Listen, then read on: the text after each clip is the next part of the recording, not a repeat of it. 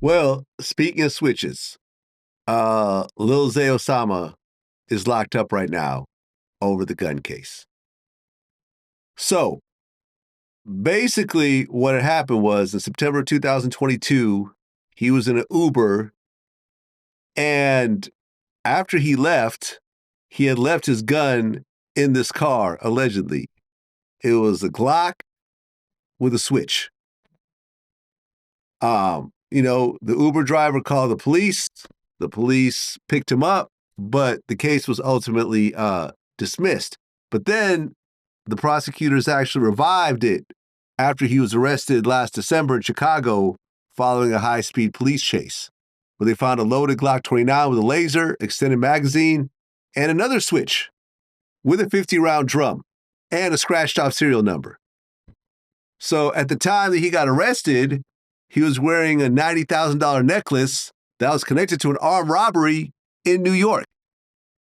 He was also facing pending charges in Wisconsin for carrying a handgun with a scratched-off serial number. So basically, he's locked up now, and they're not letting him out on bond. Yep. Do you know Zay Osama at all? Uh-huh. My first encounter with Lil Zay now was he had robbed the cameraman of ours. And we went over there and we got the cameras back from him. He was a juvenile then. Lil Zay was like, he had to be probably about like 15, 16 at that time, probably about 15. And robbed our cameraman, so we had to go over there and get our cameras back. But yeah, Lil Zay crying right now. He crying that ain't nobody helping him, that everybody left him. It's the same old story, man. Had the same energy when I get out. Like, it's the same old stories, man. Lil Zay had an opportunity, like Polo G. He had an opportunity. He was up there.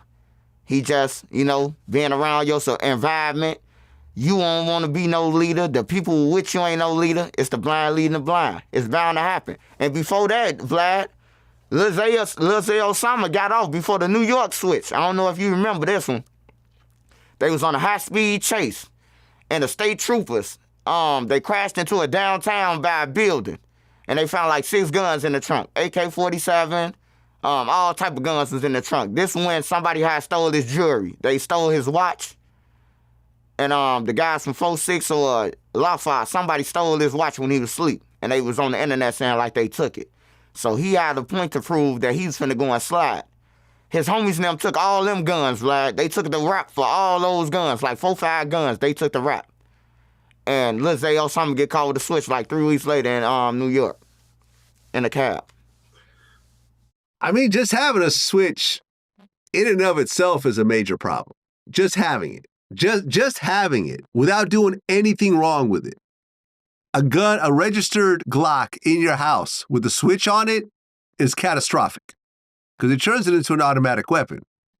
But to carry it around with you with a 50-round drum, wearing a necklace that's stolen, when you're a successful rapper, I mean, listen, you're not Lil Durk, but I believe like he was actually part of Lil Durk's crew. I think he became OTF. Yeah, I seen that. A lot of people be arguing with me, but I seen that Lil Durk put an OTF chain around his neck, and probably gave him some money because around that time, we all know Zay was broke. Like at this point, he done been to police stations, bonded out, all type of stuff. He ain't got no money.